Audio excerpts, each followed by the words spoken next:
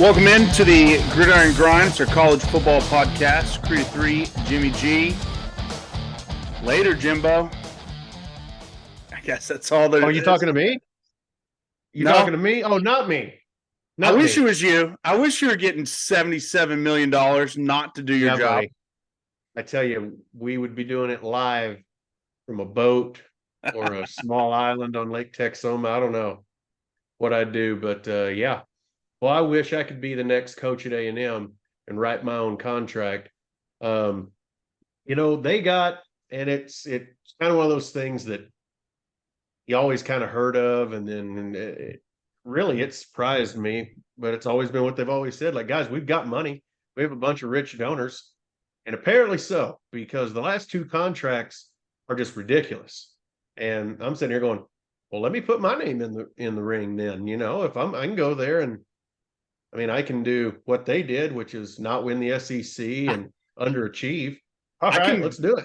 I can go be the head coach and not win a bowl and take, I don't know, 1/10 of what Jimbo makes. Yeah, I'll do it for half. So, big news. Kind of shocked to wake up Sunday morning to see that Texas A&M has officially fired Jimbo Fisher. So we'll see what A&M, where they go from here. We have our questions this week are all about it. We got several questions about it, so we'll talk more about it. But Jimbo Fisher, he's out at Texas A&M. Jimmy, what's a quick phrase to sum up the Jimbo Fisher era at Texas A&M? I guess smoke and mirrors.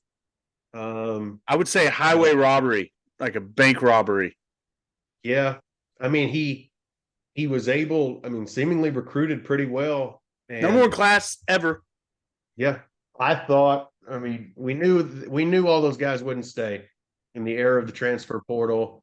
We knew those guys, that we knew there's no way to keep it together.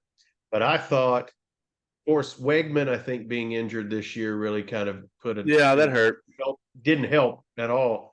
Because I thought this year was going to be A&M was going to be pretty good with Petrino as OC, Wegman at quarterback, Jimbo finally not calling plays, and they still had studs. They have one of the top wide receiver rooms in the nation. They got athletes. They always have a tight end. Not everyone on that defense from that class transferred. They on paper were pretty good, and that's probably what also helped him get fired is they're going, great.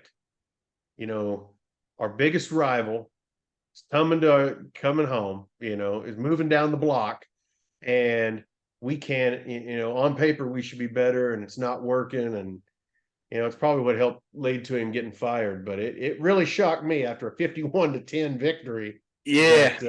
Well, I heard they made the decision obviously before. Do you think Texas being 9-1, beating Alabama and about to enter on the verge of making a playoff and about to enter the SEC, how much of a factor did Texas having success and A&M about to play them? How much do you think that factored into, hey, we need to go ahead and make it a move? I think we're talking about A&M. I think if you take a bonfire, it was definitely a log in there because you're seeing how well Sark is recruiting. And this is going to sound, everybody's going to dismiss this. Oh, just A&M hate. I'm not hating on A&M, but the entire school, it's in their fight song. It's in every fiber of every Aggie, you and I both know, is this deep-rooted hatred for Texas. It is taught down there. It is bred down there, justifiably so. Not saying it's dumb to hate the way as much as they hate Texas. I don't believe it was this giant, it's not the gasoline on the fire. I just think it was one of the logs because you're going, great. They're coming in at 9-1. They beat Alabama. Now all the top recruits in the state. It's hard enough. It's been hard enough to keep them in state and keep them away from Texas. We had our big recruiting advantage was the SEC. Now that's gone away with Texas coming in and they're having success. I think you've got to, if you don't believe Jimbo's the guy, like if you got a girl, you want to break up with her, don't run along with it. Just pull the Band-Aid off. That's true. I think that's what they did. To answer your question, I think it had a little bit to do with it. I don't think it was a giant factor, but I definitely think it was referenced when they were talking about Well, should we? I mean, I agree with that. I think look what we got coming in down the street. Yeah. We got to do something. I agree with that. I think it was probably discussed, but it probably wasn't. The main factor was he wasn't winning enough.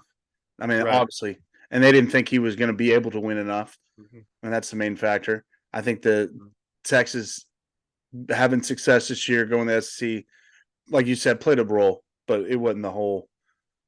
It wasn't the majority of the decision making by any means. I also have heard them speculation the other way that they wouldn't fire Jimbo because Texas A&M wants to do everything they can to win that first game back with Texas, and they felt like if you brought a new guy in a rebuild would not be the best way to do that. It's Jimbo trying to keep his guys together and see if he can get it. And then if he loses to Texas next year, then he have another excuse to fire him, and it'd be cheaper. But evidently they felt like, you know what, we gotta. And I agree. Once you know he's not the guy, you gotta cut bait and move on. The big talks about the money. I don't think it's that big a deal that you're paying him the money to leave. I mean, it is, but it was more of the contract at the beginning when everybody made fun of you because everybody said the better chance of this happening would end up happening than it working out. And that's why everybody's made fun of you. If you got the money, it's none of you guys' money. You know what I'm saying? It's a couple people's money, but it ain't the majority of people. It ain't your money. And so what? If they got the money, they got the money. Okay. So what? I don't have a problem with that. I mean, if you got the money, it's a ton of money. But if you got it, you got it. And it's your money. You spend how you want to do, So. And they're one of the schools that has it. And that's part of why I think it's so frustrating for them is because they're finally spending the money. You know, I don't believe they were spending. I mean, it's obviously a different game, but you look like the Tannehill years. They weren't spending any money. They really started spending money when they hit the SEC. They left up with Manziel. And after that, everything just blew up and they started spending the money and they came, they said, look, guys, we can put a good product on the field. We got us a Heisman Trophy. We beat Alabama. They were trending up. They've already achieved more than I ever thought. And this is coming. I mean, again, they beat us 10 years in a row. Right. So I'm sitting here like they already achieved more than a lot of people thought they could in the SEC. And they haven't really achieved anything. Right. And that's what's crazy is they're already better than most people thought. And then you look at like, well, what they done? Well, they hadn't finished higher than third in the West. My favorite hypothetical question, Jimmy, is who's going to win the SEC first, Texas or Texas A&M? A&M had a 12-year head start. If Texas somehow won the SEC before A&M did, oh my goodness, it's going to be total meltdown. And like I said, they have every right to be frustrated, right? They're the butt of jokes. I mean, we tease them on here. They get teased nationally and have for decades.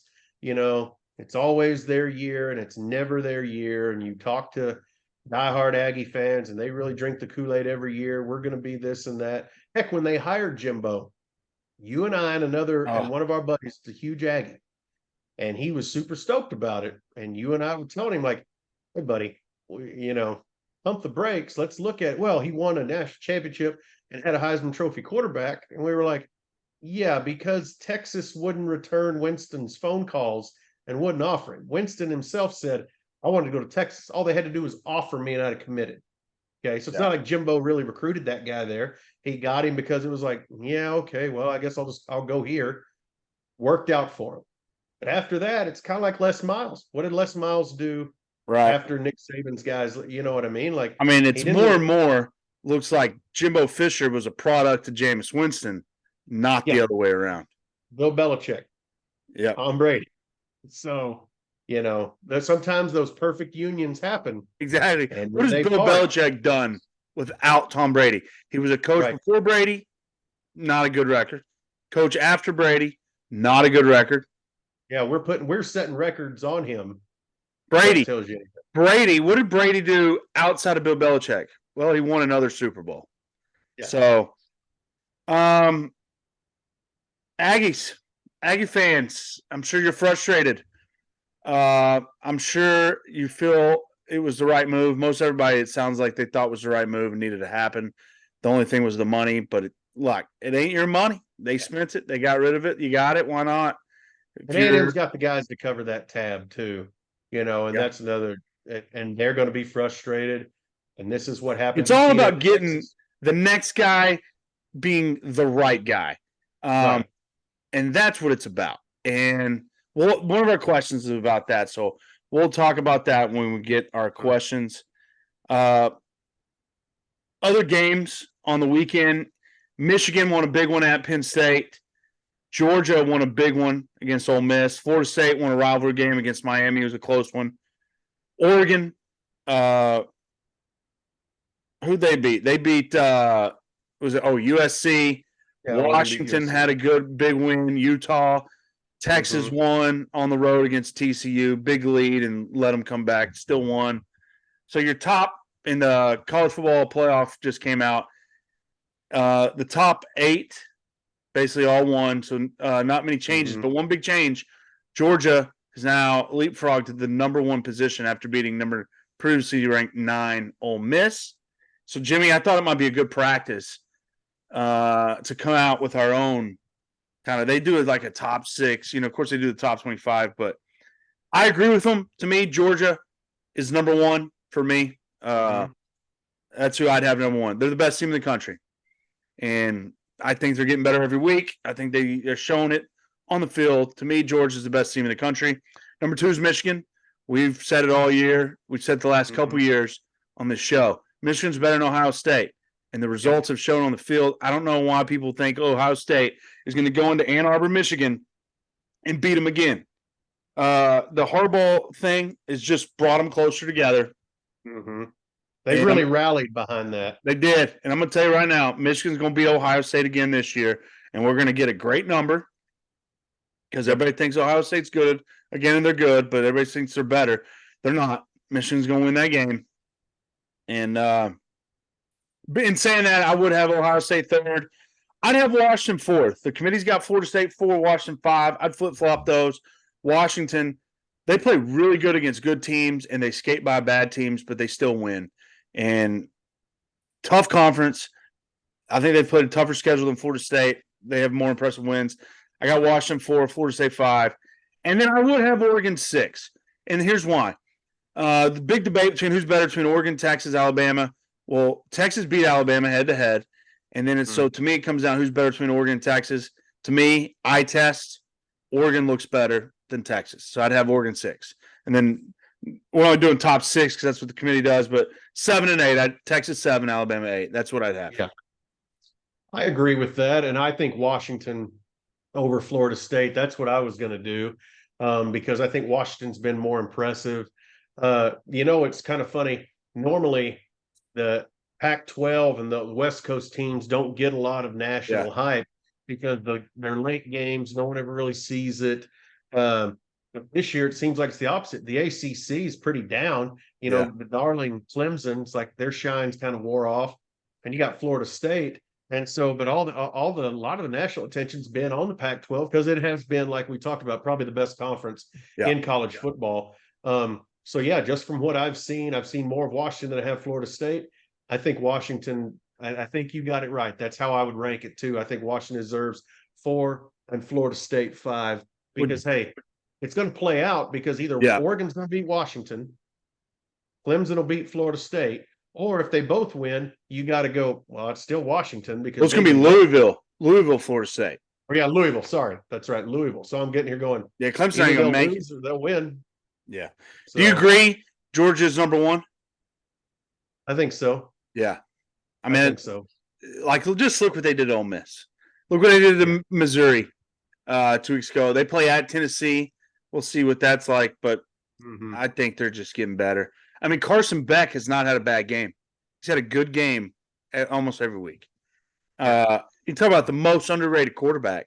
His stats are they're good, just solid good. No one talks about it. It's crazy. 2-time defending champ, undefeated, just cruising by people, and no one's really talking about how good they are. And I think that's the way Kirby Smart likes it. Yeah. Kirby Smart, I mean, and that's another, he's a great motivator. He's one of the few under the Saban coaching tree that it's worked out. But he used it. You hear him talk about it even before. I guess it was last year, or no, maybe the first year, about everybody's on Alabama, nobody's really giving us. And he goes, man, our guys, we hear everything you say, and we use his motivation. And he's a fantastic motivator. Any clips of any speeches I've heard the guy give, it's one of those coaches where you want to run through a wall for. So yeah, I think Kirby Smart loves it. He's like, yeah, guys, just downplay us, doubt us, make us the underdogs. Yeah, 2-time defending national champions, and you want to put somebody else above us? That's fine. That's fine. Yeah. So, all right, it's gonna be another big weekend. Only 2 weekends left of the regular season, and then, of course, conference championships. So a lot's got to get unfolded. There's still 8 teams that can legitimately make college football playoff. 5 undefeateds in the power. There's actually 8 in all of Division I. James Madison, Liberty. I forgot who the other one was. Or no, there was 7. I'm sorry, there's 7. James Madison, Liberty, and then the top 5 in the playoff poll, undefeated. And then there's a couple one-loss teams that have a chance, Oregon, Texas, Alabama. So, I mean, there's 8 teams that can legitimately make it. That's the most this late into the season. So a lot to get unfolded the next couple weeks. Let's move to our next segment, questions of the week. This is the most questions we've had. We've only been doing questions this season, and this week was the most questions we've had by far. Couple email questions, so you get them in. Email us, gridirongrindsports@gmail.com. Comment on our video. Hit us up, Twitter, X, Instagram, DM us, and we'll pick the best questions every week. And we had so many questions. I think almost all the questions we had were about A&M. And so obviously that's what people, the big story, big news, want to get our thoughts on it. So let's just start with that. And I'm glad we picked the questions. I'm glad we picked the questions we did because, a couple of them were directed at me because my Razorbacks have pooped the bed about Sam Pittman. So I'm glad I don't have to address that. So I'm glad we picked these. They were the majority too. So yeah. So first one, Jimmy, it is from Travis from Louisville, Texas. This via email, and the question is: did Texas A&M do the right thing in firing Jimbo Fisher? I mean, like I said before, if you don't believe he's the guy, get rid of him. If you don't believe he can take your program to where you want to go, which A&M with their resources, the caliber of, on paper, the caliber of players they have, they believe they should be contending for the SEC championship and a playoff spot. And if you don't believe that Jimbo's the guy, you got to let him go. So I'm sitting here going, I think it was the right thing to do. I don't know if I'd have hired him in the first place. Like I said, I had my doubts from day one. Oh, that and almost half the Florida State team, like I said, boycotted. Said they wouldn't be back if Jimbo was going to be the coach. That's a bad look. Ironically, that's when he got fired. So I'm sitting here going, I wouldn't have hired him in the first place. But congrats to A&M for ripping the Band-Aid off and going, guys, we're going to get made fun of again. And that really grinds my gears if I'm an Aggie, and especially if I'm one of these guys donating all this money. I'm sitting here going, look, man, I'm tired of being laughed at. Luckily, I own my own company, so anybody who laughs at me at work, I can just fire them. But I'm tired of getting laughed at around my other millionaire buddies. So we need to get this going. So kudos to them for making the move. So yeah, I believe if A&M didn't think he was the right guy, I think they made the right move in firing him. Really odd look after a 51-10 victory, but that just goes to show you where we're at in college football, man. It's the Wild West. Anything goes. Yeah, I guess they could have waited, but they wanted to jumpstart on recruiting and all that's the new fad, firing them in November. I agree with you. I think they did make the right move because there was no evidence. Ever since he lost the Appalachian State game last year at home, there's no evidence that he was going to get better. He's in year 6.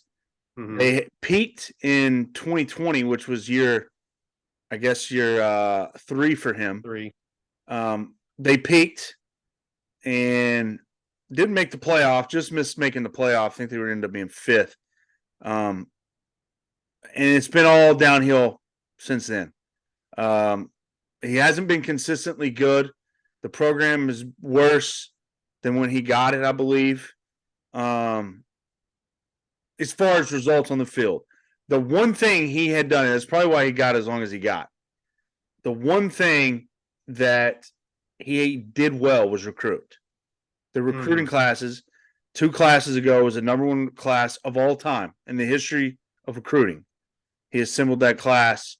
And a lot of people say NIL was the first year NIL. Well, you know what? That was that's how everybody else playing by the same rules. So say what you want, but it's not like they did something that nobody else had the chance to do. Yeah, they showed up to the ball with the prettiest girl. Yeah. They came out of the woodwork and flexed on everybody, said, we told you guys we had all this money. Yes. Yeah. You guys never believed us, and they showed up with the prettiest girl at the ball. It turned out you wipe the makeup off, it covers up a lot of evil. Yeah, I think they might have some concerns if you make up a recruiting class full of guys that are only interested in that prettiest dress at the ball. It turns out, maybe it doesn't create the best culture. I think maybe that's where they might have gotten some trouble, is they didn't get the right guys. They just got guys that are interested in one thing. For hire. Yeah, but I think they obviously made the right move. Nothing showed me that they were going to have much success, or the success they wanted to have if they continue to have Jimbo Fisher. Got to be the money, and if you got the money to get rid of it, I heard it's over $100 million to get rid of Jimbo and all his assistants, and then you got to pay whatever your new coach and his assistants, because your new coach, if he's coaching somewhere, he's going to have a buyout that you're going to have to pay. So, if you got the money, it's your money. Spend it if you got it. I think they did make the right move. Thanks for that question, Travis from Louisville, Texas, via email. All right. And our next one is via email as well. It's from Mikhail from Palestine, Texas. It says, Trey, Jimmy, who do y'all think Texas A&M should hire as their next football coach? This is a tough question because I don't know if I have an answer. I kind of have an answer, and I don't even know if he would be the right answer, but what I feel like is A&M. If I'm A&M and I'm looking around and I saw what we just did, I'm not doing like a Jimbo Fisher. I'm definitely not doing the contract. You can't do that contract again. No one should ever do that there was an example of what contract not to do. The Vikings and Kirk Cousins is another example of also one and done. Contract will never happen again. You just don't. I would never. But I'm looking for somebody who's more of a program builder, not a hot, flashy name, not someone who has been a one and done. Like he had a really great season somewhere and he's done it once, and he might have had terrific success one season. That was kind of Texas when Texas hired Tom Herman. Tom Herman, he was a great OC, and then he was at Houston. He had one really great year at Houston, and then into his next season, Texas, he was having a solid year, not a great year. Texas hired him. I need somebody that's done it longer than 1 year, and I'd prefer someone who's done it with multiple OCs or multiple quarterbacks. So I know they just didn't get it right with one quarterback, because that happens a lot. Yeah. Charlie Strong at Louisville, who was his quarterback? Golly. Lamar? No, he was before Lamar. Jefferson. Or gosh, I can see him. He hurt his leg. Who was it? He hurt his leg. I think he played for Minnesota. He played for the Saints. Minnesota. He's from the Miami area. Gosh almighty, I can't. First name was Malik. Malik Cunningham. No, it was before Malik Cunningham. Who? Gosh, I'm gonna have to look that up. But anyway, you're gonna have to find. I'd like somebody like a program builder, someone that can. You need someone who can relate to the people at Texas A&M and to the state of Texas. Someone that understands. A&M is a unique place. They have unique traditions. They have a unique culture. It's unique. It's different. You need someone who can relate to all that, can appreciate that, understand all that. I think Jimbo did. But what Jimbo didn't do, he didn't relate to the state of Texas and to the high school football coaches. There's a lot of reports out there that he was not a fan favorite in the Texas high school coaches, that he didn't put in the effort, didn't put in the time, and he just didn't have that relationship that he should have had. And so you need someone who understands the state of Texas. You need someone who understands the culture at A&M. And this is going to sound, but I think it's the truth. And I've said this, I've had this conversation with my A&M buddies. I think the mindset at Texas A&M is a lot of what's the problem at Texas A&M. A&M is too concerned about what Texas is doing. They're too concerned about what LSU's doing. They're too concerned about what Alabama's doing. I mean, they're ate up with it. I had this conversation weeks ago, and Texas beat Alabama, and A&M lost at Miami on the same day, and they were more mad. I asked like 5 A&M fans. They were more upset that Texas won than they were upset that A&M lost that day. And I mean, it's just no other fan base. If I would have lost earlier in the day, I wouldn't have cared what my biggest rival did later that day. I'd be mad at my team, upset my team didn't win. Mm-hmm. The A&M, they're too worried about what other schools are doing and comparing themselves. Everybody knows what it's like when Texas won the national championship, when Alabama wins it, LSU wins it. A&M needs to just figure out what it's going to look like if they win it, how they're going to win it. Mm-hmm. You got to win it being yourself and being the A&M way, whatever that is. You can't try to beat Texas. You can't try because Texas is doing this. They hired this guy, so we got to hire this guy. Find out somebody who is a perfect fit for A&M and go be the best version of A&M you can be, and don't try to do it. Don't try to do it like Texas, LSU, and Alabama did it. So to me, the guy comes to mind, Jeff Traylor, UTSA, and they're trying to talk themselves out of it. But he's the kind of guy. He's a Texas guy, built a program at UTSA. He's been there 4 years. That program was nothing before him. The dude could recruit. The dude could. I mean, he's getting 4 stars at UTSA. The dude understands the state of Texas. High school coaches would immediately love him. He's a program builder. He could relate to him. And I think he would concentrate on doing it his way and doing it the right way. I think he would be a great hire. You wouldn't have to pay him all the money you pay Jimbo. So to me, that's who I think would be as good a shot at being successful at A&M as anybody. Jeff Traylor, 36-13. With 2 Conference USA championships at UTSA. Yeah. I think that's the smart hire simply because one thing A&M was able to do when Texas was down and A&M was up and having some success in the SEC was if big recruits didn't leave the state, they were doing a pretty good job of getting dudes they wouldn't normally get. And a lot of those guys weren't going to Texas. Well, guess what? Now Texas is back. Texas is 9-1, knocking on the door of the playoff. Seemingly still no end in sight. Now it's wide open. There's no fence around the state anymore. A&M had a closest one since Texas, basically fencing the state. And Jeff Traylor would come in, like you said, instantly. He's a longtime high school coach. Those coaches love him. He would instantly be, and you know how coaches, there's stories everywhere. The coaches are some of these coaches are kind of shifty. They go, oh, yeah, coach, if they don't want, if they're waiting, LSU does a fantastic job of this. These high schools in Louisiana, they sort of deflect and dodge and smoke and mirrors until LSU confirms we don't want the kid. Yep. They'll go, oh, coach, sorry. Jerry was supposed to be here, but he had to leave and he's at tutoring or something like that. They deflect until LSU says, no, we don't want him. Then it's like, okay.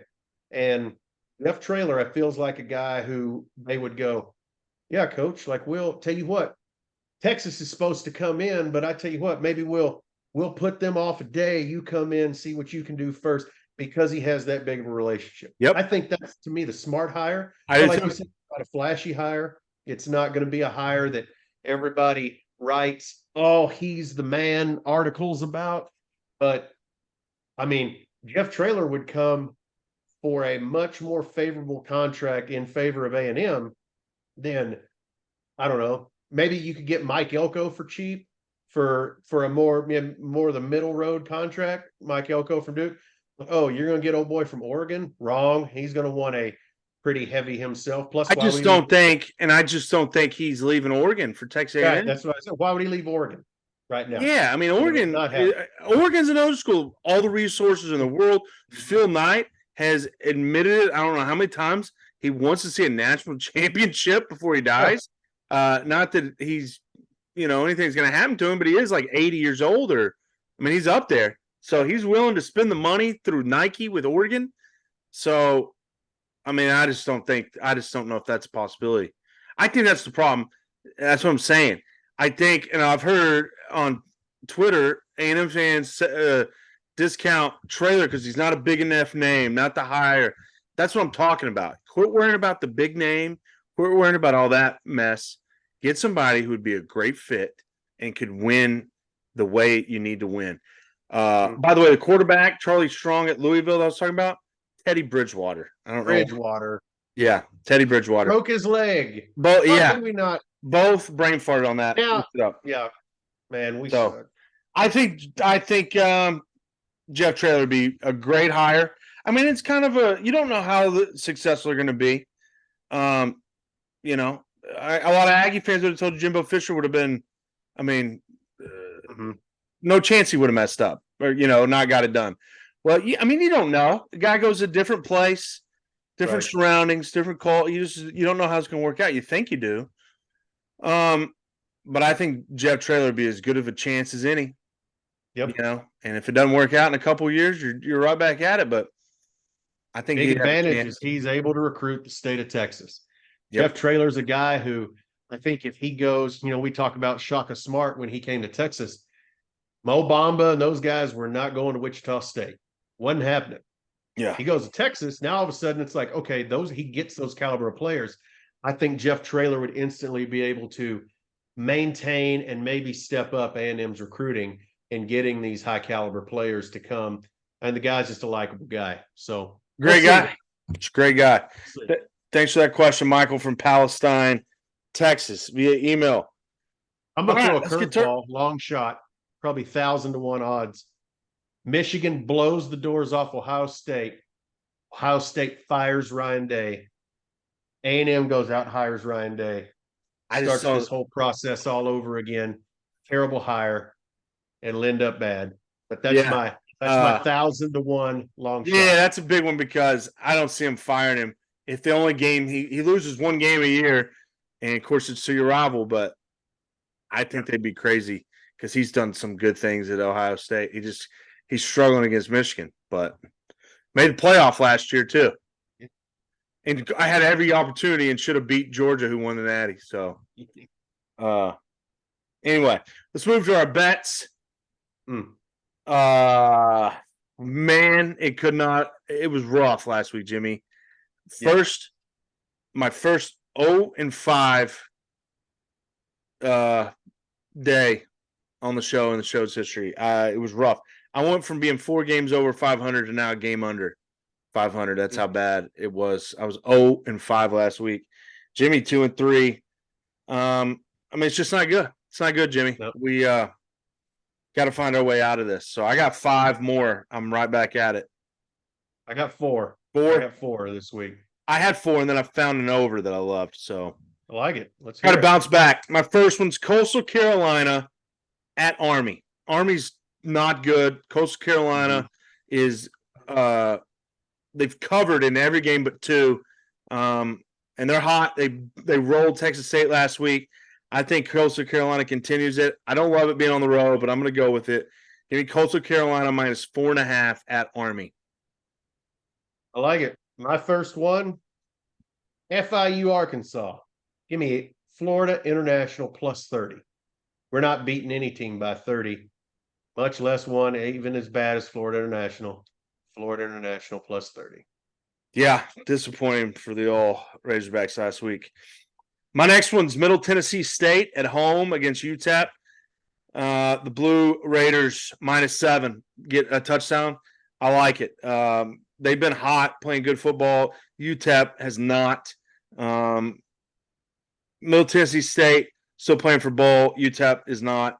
At home, I think Middle Tennessee State wins by at least a touchdown. So give me Middle Tennessee State -7 at home against UTEP. Like it.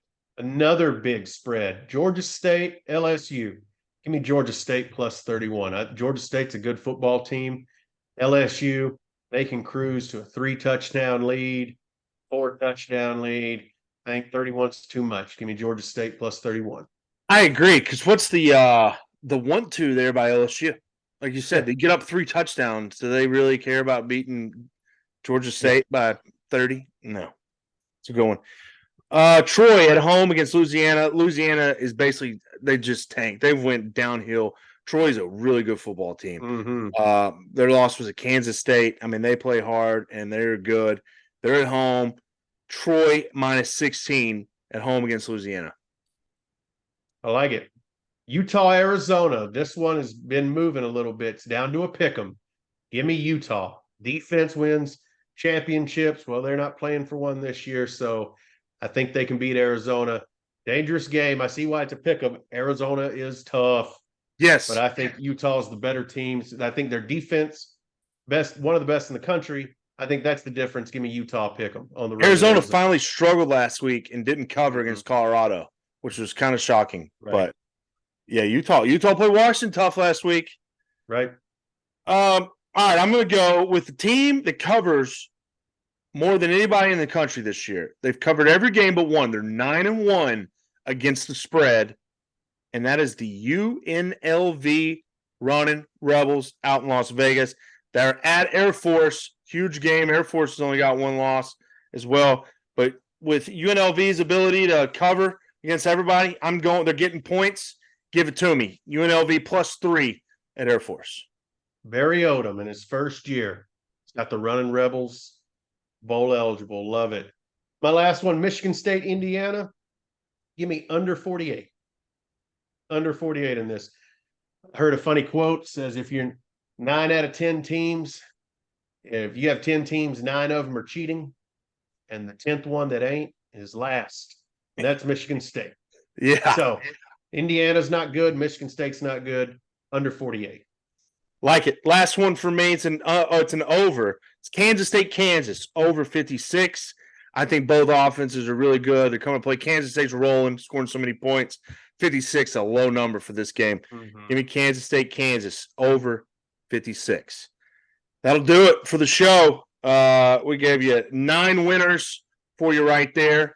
Have a good one. We'll be back with our NFL podcast tomorrow. Thanks for joining us. Check out our website.